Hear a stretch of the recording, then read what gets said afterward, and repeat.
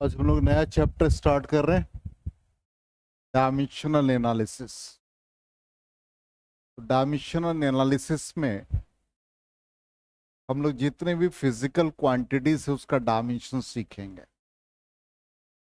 तो डायमेंशन का मतलब होता है जो भी फिजिकल क्वांटिटी, फिजिकल क्वांटिटी का मतलब जिसमें लॉज ऑफ फिजिक्स इन्वॉल्व्ड है, उसको हम लोग फिजिकल क्वांटिटीज कहते हैं। तो किसी भी फिजिकल क्वांटिटी का जो डायमेंशन हम लोग फाइंड करते हैं, तो सबसे पहले उस फिजिकल क्वांटिटीज के लिए हमको जानना पड़ेगा कि उस फिजिकल क्वांटिटी का यूनिट क्या है और डायमेंशन हम लोग फाइंड करेंगे। तो यूनिट बेसिस पर भी फाइंड कर सकते हैं और डायरेक्टली हम लोग डायमेंशन निकाल सकते हैं। तो जितने भी फिजिकल क्वांटिटी को हम लोग एक्सप्रेस करते हैं 7 फंडामेंटल क्वांटिटीज में। तो 7 फंडामेंटल क्वांटिटीज कौन कौन है? पहला आपका मास, दूसरा length, time, electric current, thermodynamic temperature और सिंपली टेम्परेचर कहें, इंटेंसिटी ऑफ लाइट और अमाउंट ऑफ सब्सटेंस। इस सारे क्वांटिटी को हम लोग पावर के फॉर्म में लिखेंगे। ठीक। अब पावर का मतलब क्या है? सिंपली मास है, तो मास को हम लोग m से रिप्रेजेंट कर रहे हैं और यहां पे हम लोग कैपिटल M यूज करेंगे। लेंथ है तो लेंथ को हम लोग L से रिप्रेजेंट करेंगे और ये कैपिटल L। जितनी भी क्वांटिटीज है सबका पहले तो हम लोग ऐसे जो 7 फिजिकल क्वांटिटीज है या बेस क्वांटिटीज है, मास को m से, लेंथ को L से, टाइम को T से, इलेक्ट्रिक करंट को एम्पियर और I से, टेम्परेचर को केल्विन से, थीटा से, इंटेंसिटी ऑफ लाइट को कैंडेला, अमाउंट ऑफ सब्सटेंस को मोल से। इन सब को हम लोग जो भी रिप्रेजेंटेशन है उसको बिग ब्रैकेट में लिख देते हैं और बिग ब्रैकेट में लिख के उसको पावर के फॉर्म में लिख देंगे। तो जैसे मास लिखा, लेंथ लिखा, अब आ जाएंगे टाइम। टाइम को टी से रिप्रेजेंट कर रहे हैं। इलेक्ट्रिक करंट या सिंपली हम लोग करंट कहते हैं, करंट को ए से रिप्रेजेंट कर देंगे और आई से भी रिप्रेजेंट कर सकते हैं। ठीक। नेक्स्ट क्वांटिटी आ जाए, दूसरा क्या है? टेम्परेचर। तो टेम्परेचर को हम लोग थीटा से भी लिखते हैं और हम लोग के केल्विन इसका एसआई यूनिट है, के से भी रिप्रेजेंट कर सकते हैं। और अब आ जाए इंटेंसिटी ऑफ लाइट, जो कि लुमिनस इंटेंसिटी भी कहलाता है। तो इंटेंसिटी को हम लोग जब भी मेजर करेंगे तो इसका स्टैंडर्ड यूनिट है कैंडेला, टीडी से रिप्रेजेंट करेंगे। Amount of substance, amount of substance mole में लिखेंगे। तो अमाउंट ऑफ सब्सटेंस को मोल से लिखा तो MOL सिंपली लिख देंगे, MOL।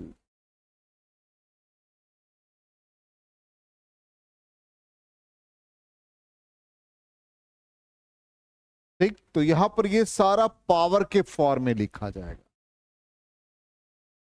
तो मास को जैसे मान लो लिखा हमने, ठीक। अब मास जब लिखेंगे तो यहां पर मास को m से रिप्रेजेंट किया, तो इसमें L नहीं है, T नहीं है।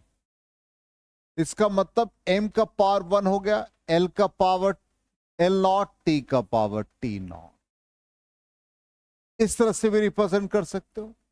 अब लेंथ है, देयर इज नो मास, तो मास का पावर m0। L एक हो गया, T का पावर नहीं हुआ तो T0।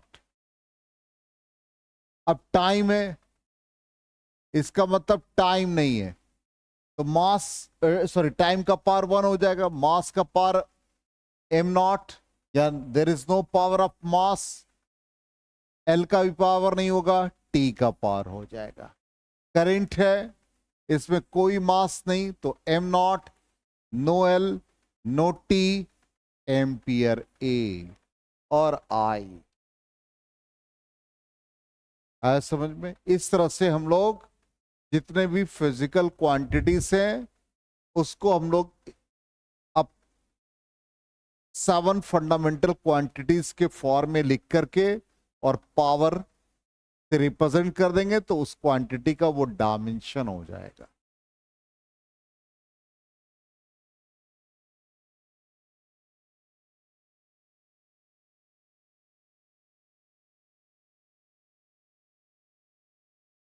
ठीक है, ये लिखने का एक वे था। इरेज करें तो ये कहता है जितने भी 7 फंडामेंटल क्वांटिटीज है, मास को m से रिप्रेजेंट किया, डायमेंशन देखो m आ गया, लेंथ को l से रिप्रेजेंट किया, टाइम को t से रिप्रेजेंट किया, करंट को a से, और टेम्परेचर को k से, इंटेंसिटी या लुमिनस इंटेंसिटी को कैंडेला से, अमाउंट ऑफ सब्सटेंस को मोल से। ठीक। अब डायमेंशंस का मतलब क्या? डायमेंशंस क्या है?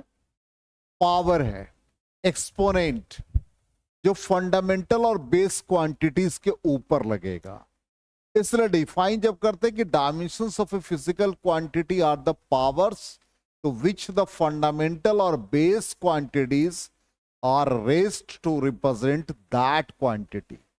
तो सिंपली हम लोग इसको ऐसे समझ जाएं कि जितना भी फंडामेंटल क्वांटिटीज या बेस क्वांटिटीज है उसको पावर के फॉर्म में लिखेंगे और वो फिजिकल क्वांटिटी रिप्रेजेंट होगा।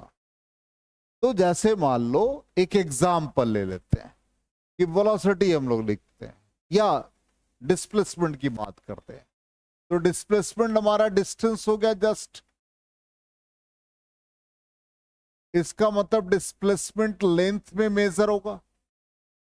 तो डिस्प्लेसमेंट लेंथ से जब मेजर हो गया तो हम इसको एल के फॉर्म में लिख देंगे। तो एल हमारा बेस क्वांटिटीज हो गया। अब इसका पावर, तो एल का पावर 1, इसमें कोई मास नहीं है तो डिस्प्लेसमेंट एल से रिप्रेजेंट हो गया। अगेन मान लो कि कोई क्वांटिटी है एरिया के फॉर्म में, तो एरिया हम लोग क्या करते हैं? लेंथ इंटू ब्रेथ कर देते हैं। तो लेंथ यहां पर एल हो गया, इंटू ब्रेथ तो एल इंटू एल, तो पावर 2। तो बेस क्वांटिटीज में उसको रिप्रेजेंट करेंगे और उसके ऊपर पावर लगा देंगे।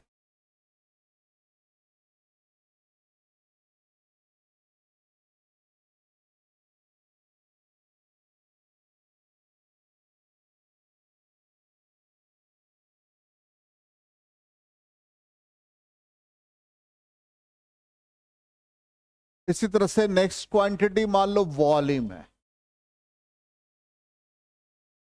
तो वॉल्यूम हम लोग लिखते हैं length into breadth into height.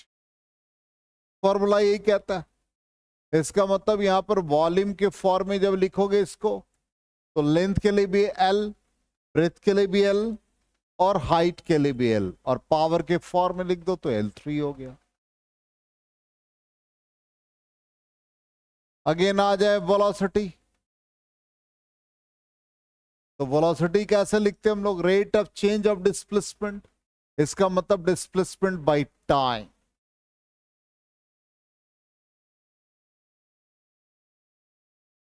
तो डिस्प्लेसमेंट में टाइम से डिवाइड कर देंगे, तो डिस्प्लेसमेंट हमारा क्या है भाई? एल से रिप्रेजेंट हो रहा है और टाइम टी से रिप्रेजेंट हो रहा है। पावर के फॉर्म में अब इसको लिख देना है सिंप्लीफाइड फॉर्म में एल टी माइनस 1।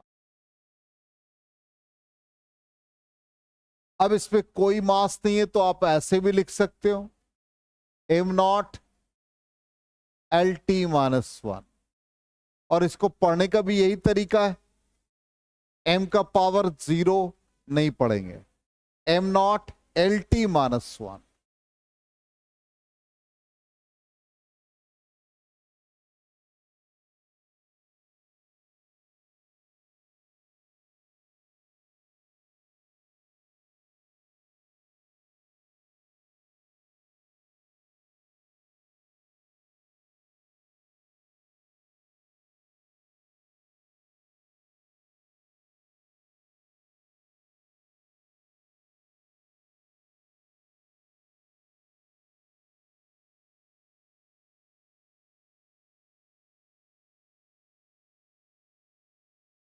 हो गया।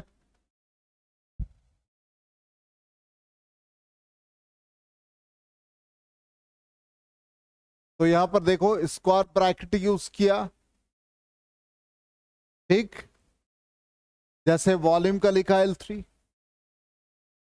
फोर्स को क्या लिख देंगे, मास इनटू एक्सेलरेशन। एक एग्जांपल और ले लेते हैं। तो अभी हम लोगों ने वेलोसिटी निकाला, तो फोर्स निकालने के लिए मास इनटू एक्सेलरेशन, तो पहले हम लोग एक्सेलरेशन निकाल लें। एक्सेलरेशन का मतलब वेलोसिटी बाई टाइम, तो वेलोसिटी में टाइम से डिवाइड कर दें। तो वेलोसिटी का डायमेंशन क्या लिखा है, LT माइनस 1 और टाइम T। अब इसको पावर के फॉर्म में लिख दो, तो ये क्या आ जाएगा, LT माइनस 2 हो जाएगा। एक्सेलरेशन मिल गया। अब हमको चाहिए फोर्स, तो फॉर्मूला होता force is equal to mass into acceleration. तो मास को एक्सेलरेशन से मल्टीप्लाई, तो ये m हो गया, और एक्सेलरेशन हमारा LT माइनस 2 हो गया। तो फाइनली क्या बन जाएगा, ये MLT माइनस 2 बन जाएगा। ठीक, नेक्स्ट हम एनर्जी की बात करते हैं। तो energy, kinetic energy, potential energy. तो एनर्जी का जितना भी यूनिट देखोगे, क्या वो kinetic energy, potential energy, mechanical energy, सबको जूल में लिखते हैं। इसका मतलब वर्क हमारा बेसिक क्वांटिटी बन गया। तो वर्क हमारा फोर्स इनटू डिस्प्लेसमेंट। इससे भी हम लोग एनर्जी का जो यूनिट निकालेंगे, डायमेंशन निकालेंगे, सेम रहेगा। तो फोर्स का डायमेंशन मिल चुका है, MLT माइनस 2, और डिस्प्लेसमेंट को L से रिप्रेजेंट किया, तो फाइनली क्या आ जाएगा, ML2T माइनस 2। आ गया समझ में।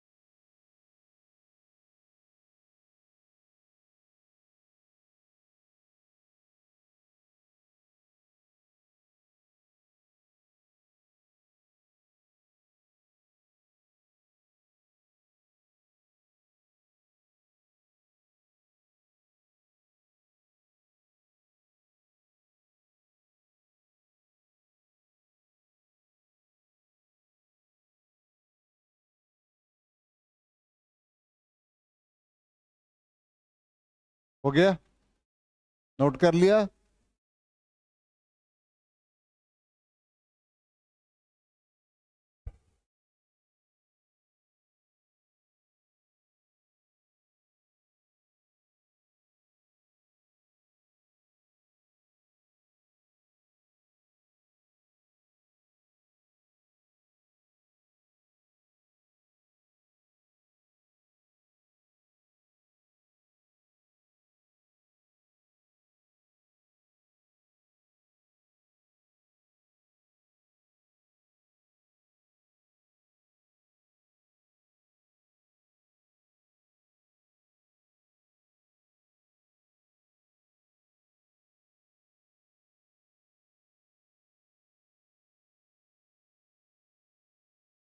इरेज करें।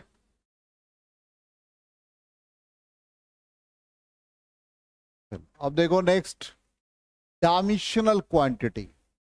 ऐसे क्वांटिटी जिसका हम लोग डायमेंशन निकालते हैं उसको डायमेंशनल क्वांटिटीज कहते हैं।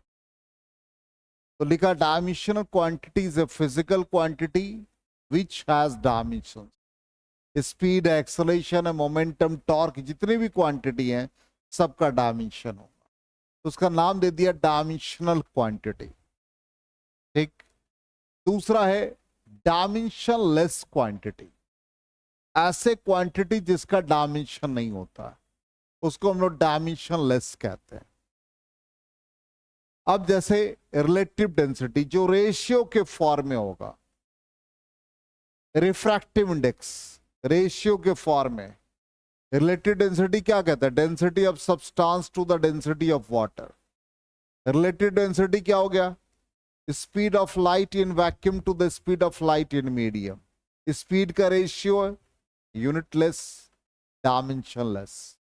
स्ट्रेन है, change in length upon original length, no dimension no unit.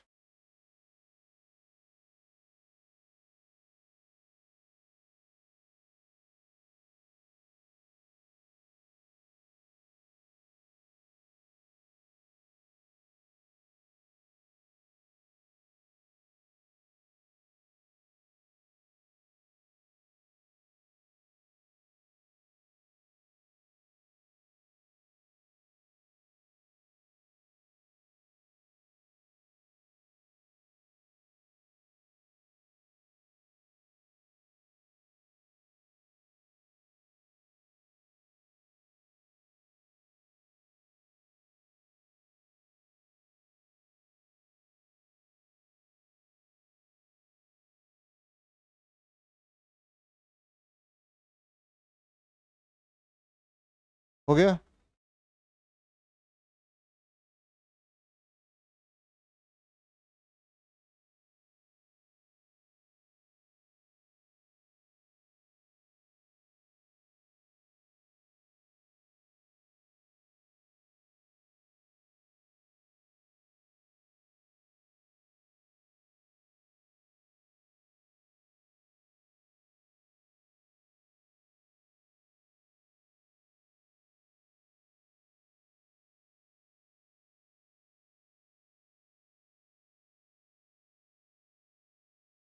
Note कर लिया?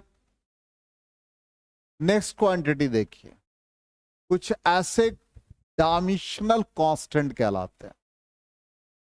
जितने भी constant quantity, Newton's law of gravitation पढ़ा था, एक्स जी ग्रेविटेशनल कांस्टेंट, ये सब के डायमेंशन होते हैं। गैस कांस्टेंट कांस्टेंट टर्म है लेकिन डायमेंशन होगा। विंस कांस्टेंट कांस्टेंट है, डायमेंशन होगा। प्लैंक्स कांस्टेंट कांस्टेंट है, डायमेंशन होगा। तो इन सब को एक कैटेगरी में हमने रख दिया जिसको हम लोग डायमेंशनल कांस्टेंट कहेंगे।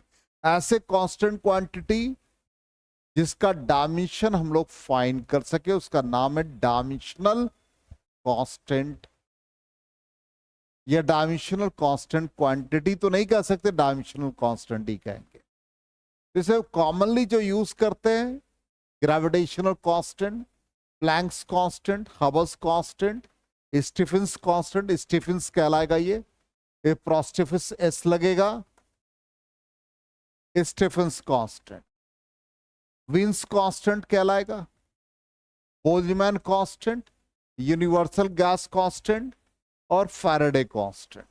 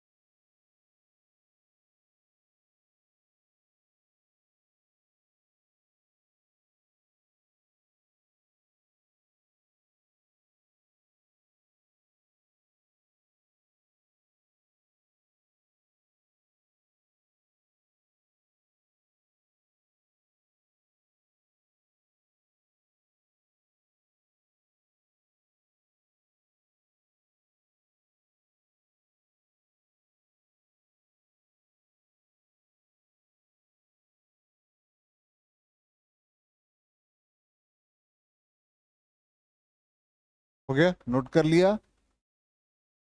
अब कुछ ऐसे भी क्वांटिटी है, कांस्टेंट क्वांटिटी जिसका डायमेंशन नहीं होता है। कुछ ऐसे क्वांटिटी हैं जिनका डायमेंशन नहीं होता है। उसको हम लोगों ने एक कैटेगरी में कर दिया जिसको डायमेंशनलेस कांस्टेंट कहेंगे। अब डायमेंशनलेस कांस्टेंट का मतलब क्या है? इसमें कहता है कि जैसे कुछ क्वांटिटी, जैसे पाई है, 2 है, 1/2 है, पाई/6 है, साइन थीटा है, एक्सपोनेंशियल है, लॉगरिथम है, इन सब के डायमेंशन नहीं होते। इसमें आप ऐड भी कर लोगे, e⁻x भी डाल दोगे इसमें लॉग बेस ई, इसमें आप ई डायमेंशनलेस कांस्टेंट में e⁻x डाल दो, ln x डाल दो, जिसको log x या log x बेस ई कहते हैं, साइन थीटा, जितने भी ट्रिगोनोमेट्रिक फंक्शन है, सिंपली थीटा जो एंगल के फॉर्म में होगा, inverse function sine inverse x, ये सब डायमेंशनलेस कांस्टेंट हो जाएंगे, इन सब का डायमेंशन नहीं होगा।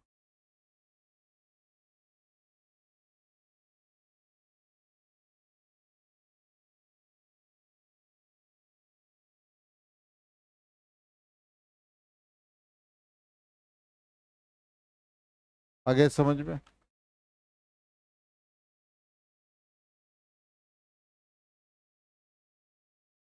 अब आ जाए डायमेंशनल फॉर्मूला। तो जो हम लोग फिजिकल क्वांटिटी को रिप्रेजेंट करेंगे, मान लो फोर्स को हमने रिप्रेजेंट किया मास इनटू एक्सेलरेशन, तो वो एक एक्सप्रेशन होगा जिसमें बेस क्वांटिटी पावर के फॉर्म में रहेगा, तो उसको हम लोग dimensional formula of physical quantity कह देंगे।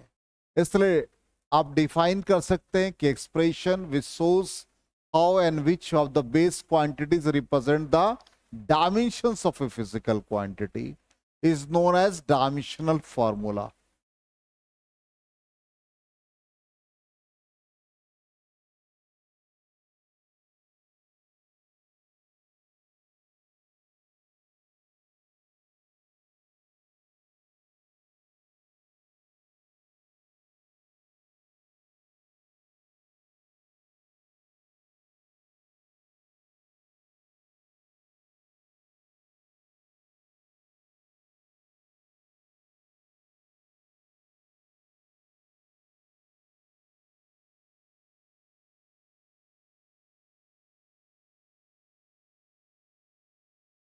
अब डायमेंशनल फॉर्मूला जैसे अभी जस्ट हम लोगों ने लिखा, आप पावर के फॉर्म में लिख देंगे। जैसे वॉल्यूम है तो अभी जस्ट बताया था L3, तो m0 L3 T0। स्पीड क्या बताया था, LT-1, तो m0 हो गया, ये डायमेंशनल फॉर्मूला कहलाएगा। एक्सेलरेशन LT-2 नो m, ठीक, ये तो बेसिक बता ही दिया। अब यहां पर हम लोग ये सारे क्वांटिटी लिख रहे हैं, तो डायमेंशनल इक्वेशंस के फॉर्म में, जैसे वॉल्यूम को लिख दिया, वेलोसिटी को लिख दिया, एक्सेलरेशन को लिख दिया, जो डायमेंशनल फॉर्मूला के फॉर्म में हमको इक्वेशन मिल जाता है, तो इक्वेशन कहते हैं, डायमेंशनल एक्सप्रेशन कहते हैं, बात एक ही है। अब यहां पर जैसे इन सबको अब लिखने की हम लोगों को हैबिट डालनी है, तो जैसे वॉल्यूम जस्ट अभी आपको बताया, तो वॉल्यूम बताया कि length into breadth into height है, तो ये क्या बन गया, L3 बन गया, जिसको m0 L3 T0 कहते हैं। इसी तरह से डेंसिटी है, तो density mass per unit length होता है, तो मास में लेंथ से डिवीजन हो गया, तो इसको हम पावर के फॉर्म में लिख देंगे, एक इक्वेशन बन गया, तो मास पर यूनिट लेंथ हो गया, तो ml-1, और कोई टी नहीं है, तो बेसिकली हम लोग अभी 3 बेस क्वांटिटीज यूज करेंगे, मास, लेंथ और टाइम। तो जितने भी फिजिकल क्वांटिटी है सबको इसी फॉर्म में लिखेंगे। मास डेंसिटी, दोनों में फर्क है, जब लीनियर डेंसिटी कहते हैं तो मास पर यूनिट लेंथ होता है, अब मास डेंसिटी जब कहेंगे तो मास पर यूनिट वॉल्यूम होगा। मतलब मास में वॉल्यूम से डिवाइड कर देंगे तो m/L3 बन जाएगा। तो ये ml-3 T के फॉर्म में भी लिखता है तो T0। अब स्पेसिफिक ग्रेविटी है, स्पेसिफिक ग्रेविटी और रिलेटिव डेंसिटी एक ही बात है। तो दोनों डेंसिटी है, density of the substance to the density of water at 4 degree Celsius. तो density by density, no unit no dimension, इसलिए m0 L0 T0 आ जाएगा। अब फ्रीक्वेंसी हम लोग जानते हैं कि नंबर ऑफ ऑसिलेशंस पर सेकेंड, तो फ्रीक्वेंसी को न्यू से रिप्रेजेंट करते हैं, it is the reciprocal of time, इसलिए टाइम का ये इनवर्स वैल्यू है। यहां पर मास नहीं है तो m0 L0 और T का पावर -1, तो m0 L0 T -1 फ्रीक्वेंसी बन गया। तो अब जितने भी फिजिकल क्वांटिटी, अब इसको हम लोग डायमेंशन पावर के फॉर्म में लिख देंगे, जो एक्सप्रेशन मिलेगा, जो इक्वेशन मिलेगा वो डायमेंशनल इक्वेशन हो गया। आ गए समझ में क्लियरली? कुछ नोट करना है कर लो।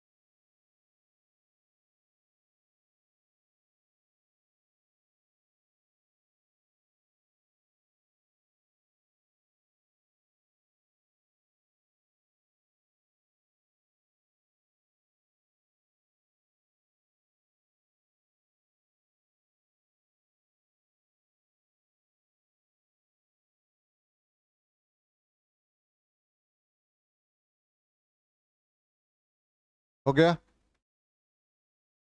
ठीक है, तो यहां तक आज करें, फिर कल की क्लास में, नेक्स्ट क्लास में आगे बढ़ते हैं।